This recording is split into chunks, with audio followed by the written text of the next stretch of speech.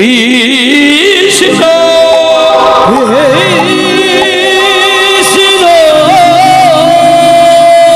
দেখা দাও, দেখা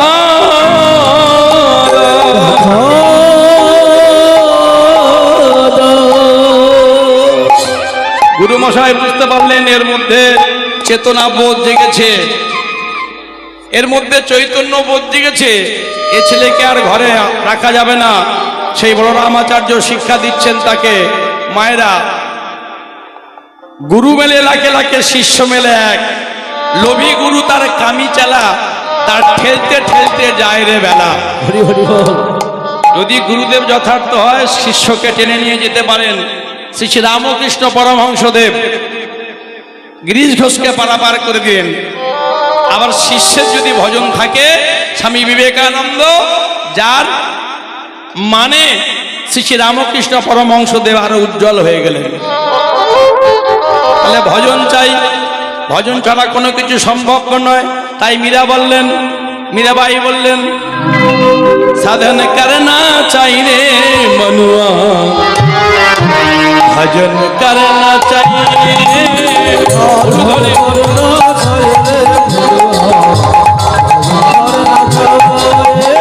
साधन करना चाहिए रे भनुआ, भजन करना चाहिए, भजन करना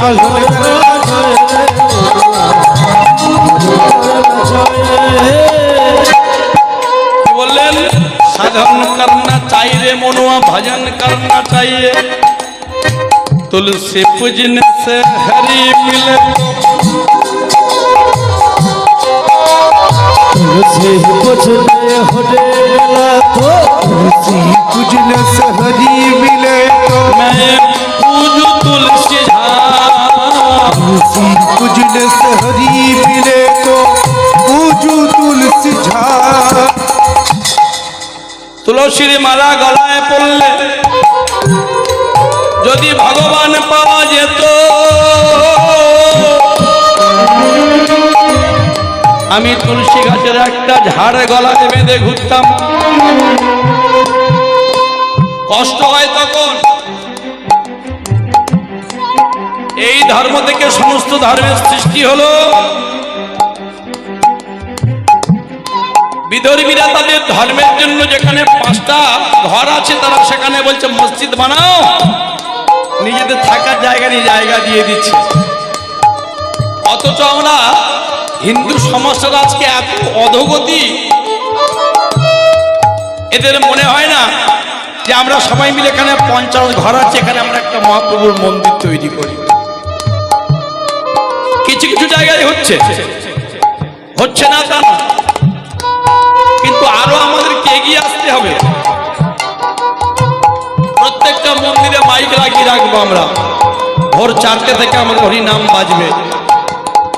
এটা হিন্দুস্তান, এটা সেই ভারতবর্ষ, মুনি ঋষিদের ভারতবর্ষ। বর্তমান যিনি ইস্কনের প্রেসিডেন্ট স্বামী জয়পতাকা মহারাজ, প্রথম বিদেশ থেকে যখন এসে প্রথমে ভারতবর্ষের মাটিতে তিনি পা রাখতে গিয়েছিলেন, সঙ্গে সঙ্গে পায়ে থেকে জুতোটা খুলে পাশে একজন কর্মচারী ছিল তাকে দিল। প্লেন থেকে যখন নিচে নেমেছেন হাত দুটো দিয়ে ভারতবর্ষের মাটিকে প্রণাম করেছেন, বদনে দিয়ে মস্তক রক্ষা করেছেন। সাংবাদিকরা প্রশ্ন করলেন, আপনি জুতো খুলে আগে হাতটা কেন লাগলেন? স্বামী জয়পতাকা মহারাজ বলেছিলেন, কেন রাখলাম জানেন? এই মাটিতে ভগবান শ্রীকৃষ্ণ লীলা করে গেছেন। এই ধন্য ভারত ভূমিতে আমার প্রভু রামচন্দ্র তিনি লীলা করে গেছেন। এই ভূমিতে আমার চৈতন্য মহাপ্রভু এসেছেন।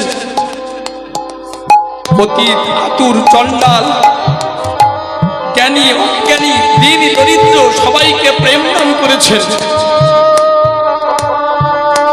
সমুদ্র হিমাচল পর্যন্ত হরিনাম বিতরণ করেছেন। আমি জানবো কিভাবে কোথায় তার পদধূলি পদকণা পড়ে আছে। ভাগ্যবান হলে তবে ভারত ভূমিতে জন্ম নেওয়া যায়, বাংলার ভূমিতে জন্ম নেওয়া যায়। আমি হতে পারি বিদেশি, কিন্তু আমি ভারতীয়দের সম্বন্ধে সবকিছু অবগত আছে, আমি পড়ে জেনে নিয়েছি। সেই জন্য ভারতবর্ষের মাটিতে যখন আমি নামতে গেলাম, আমি মহাপ্রভুকে বললাম, ওগো মহাপ্রভু, আমি তো আর প্লেন থেকে মাথাটা রাখতে পারবো না, তাহলে মাথাটা আমি ঠঙাতাম। তাই মাথার পরিবর্তে দুটো হাত দিয়ে তোমার চরণের ধুলা নিয়ে আমি মস্তকে ধারণ করলাম। এটাই গৌর হরি হরি। मीराबाई বলছেন, तुलसी पूजने से हरि मिले तो मैं ये पूजू तुलसी झाड़, মরকট বৈরাগ্য করি লোগ না দেখাও, বিষয়ে পাশয়ে ভুঞ্জিয়া কৃষ্ণ গুণ গাও। তুলসীর মালা তোমায় পড়তে হবে, কারণ তুলসী সাক্ষাৎ শ্রীমতী রাধারানীর এক রূপ, আদি বৃন্দা দেবী। দুবের কি 10 বের সেটা পরে বলছেন। এই তুলসী মালার সঙ্গে সঙ্গে যেন আসল বস্তুটা ঠিক থাকে। কি বললেন? তুলসী पूजने से हरि मिले तो मैं पूजू तुलसी झाड़, পাথর বুঝলে রাধা গোবিন্দ, হরি মিলে তো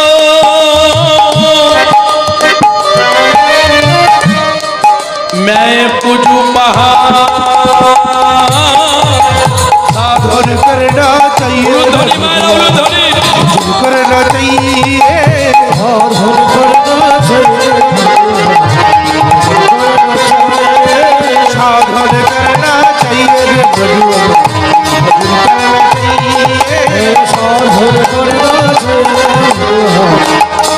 करना चाहिए।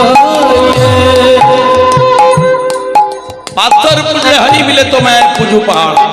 তাহলে ভগবান আকার না নিরাকার? একদল হিন্দু ভাই, একদল মুসলমান ভাই নিজেদের মধ্যে দলাদলি করতে ঘুরতে গিয়ে বলল, ঠাকুর এত তো মা মা করো, বলো ভগবান আকার না নিরাকার? আপনারা কি বলেন, ভগবান আকার না নিরাকার? এই যে পিছনের মায়েরা, ভগবান আকার না নিরাকার বলুন? এই কথাগুলো জানতে হবে তো। ভগবান নিরাকার, অনাদি, আবার অনাদির আদি, নিরাকার আবার আকার। যুক্তি কি? ঠাকুর বলছেন, তোমরা যে জল পান করো, এই জলকে যদি তোমরা ঠান্ডা করতে পারো, সেটা একটা আকার রূপে তোমাদের কাছে ধরা দেবে। যদি কোনো ভাগ্যবান জীব নিরজনে বসে বসে গুরুর চরণ ধরে জপের মালা করে ধরে,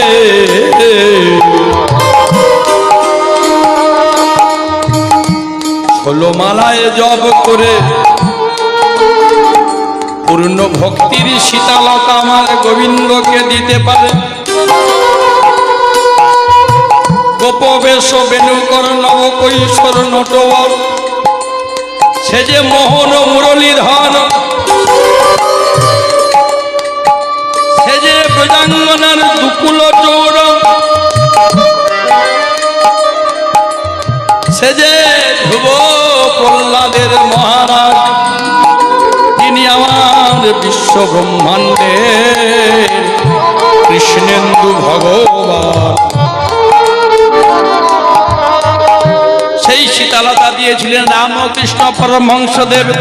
মৃন্ময়ীর ভিতর থেকে চিন্ময়ী মা কালী মূর্তি আবির্ভূত হয়ে বলেছিলেন, ওরে তুই আমায় খাইয়ে দে। এই সেই ভাব। আপনিও হতে পারবেন পরমহংসদেব। মাথার ব্রহ্মতল থেকে আর আমাদের এই নাসিকা পর্যন্ত 12 আঙ্গুল নিঃশ্বাসের ক্রিয়া আছে। 12 আঙ্গুল নিঃশ্বাসের ক্রিয়া আছে।